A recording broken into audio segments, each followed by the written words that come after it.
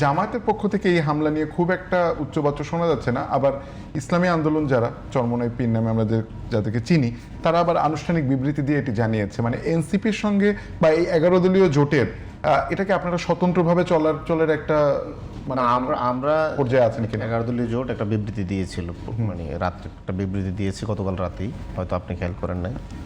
তো কে বিবৃতি দিল না দিল আসলে সেটা ম্যাটার করে না। এনসিপি একটি আলাদা দল, এনসিপি 11টি দল নিয়ে একটি জোট হয়েছে। যদি সবার চিন্তা এবং রাজনৈতিক কর্মসূচি যদি ভিন্নতা না থাকতো তাহলে তো একটি দল হতো।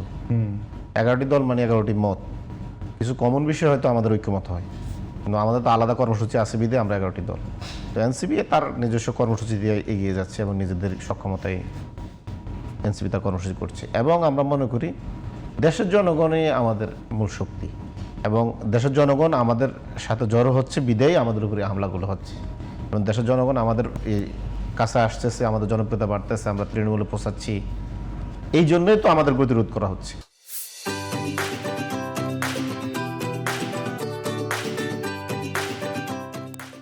সুতরাং আমাদের যে টার্গেট অডিয়েন্স দেশের জনগণ, কোন রাজনৈতিক দল আমাদেরকে সহযোগিতা করলো, কারা কম সহযোগিতা করলো, কারা একদমই করলো না, সেটা আমরা আসলে ম্যাটার করি না। দেশের জনগণ যদি আমাদের পক্ষে দাঁড়ায় ইনশাল্লাহ আমরাও একদিন রাষ্ট্র। এই দেশের জনগণ শুনে একটা প্রশ্ন মনে পড়লো, মানে সাম্প্রতিক সময়ে সম্ভবত বেশ কিছু ইউরোপীয় দেশের রাষ্ট্রদূতরা এবং এর আগে মার্কিন রাষ্ট্রদূত সহ আপনাদের সঙ্গে বৈঠক করেছেন, সেখানে সংস্কারের বিষয়ে তারা বিএনপির সঙ্গে আলাপ করবে বলে আপনাদেরকে প্রতিশ্রুতিও দিয়েছে, বিশেষ করে মার্কিন রাষ্ট্রদূত সার্জিও গোর এসছেন বাংলাদেশে।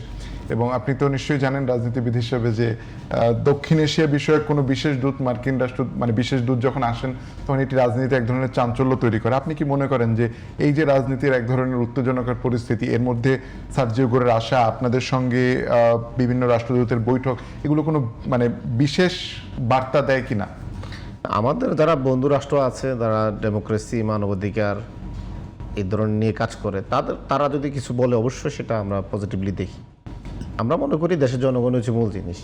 আপনার ফেসিবাদী আন্দোলনের সময় তো বিদেশি অনেক রাষ্ট্রই সারাদিন বিবৃতি দিত, ফেসিবাদ তো পতন হয় নাই। দেশের জনগণ যখনই রক্ত দিছে, 2000 ছাত্র জনতা জীবন দিচ্ছে, তখনই ফেসিবাদ এখান থেকে উৎখাত হয়েছে।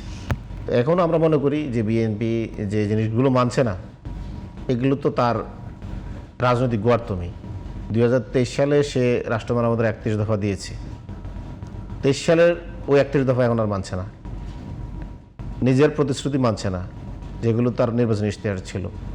তাহলে তো এটা আপনি ওই বিদেশি রাষ্ট্রদূত কিভাবে পারবে এটা? বরং আপনি নিজের সাথে আত্মপ্রতারণা করতেছেন, নিজে যে প্রতিশ্রুতি দিয়েছেন সেটাই মানছেন না। আর যখন কথা বলে তখন বলে যে আমরা জুলাই সনদের প্রতিটি অক্ষর, শব্দ, বাক্য, কমা সব বাস্তবায়ন করব। কিন্তু দেখেন আবার বলে যে মাঝে মাঝে মদিনার সনদ বাস্তবায়ন করব। কোথায় মদিনার সনদ, কোথায় জুলাই সনদ? আর নিজের দলীয় ইশতেহার বগুড়া সনদটা তো বাস্তবায়ন করে না। আমি মজা করে বগুড়া সনদের জন্য বললাম, বগুড়ার কৃতি সন্তানে তো রাষ্ট্র মেরামতের 31 দফা দিচ্ছে, তো এই বগুড়া সনদ বলা যেতে পারে যেটারে, তো বগুড়া সনদটা বাস্তবায়ন করুক। এই 31 দফার প্রথম দফাটা ছিল সংবিধান সংস্কার কমিটি, এখন আর সংস্কার দরকার নেই, এখন সংশোধন দরকার, এটা আর মানবে না।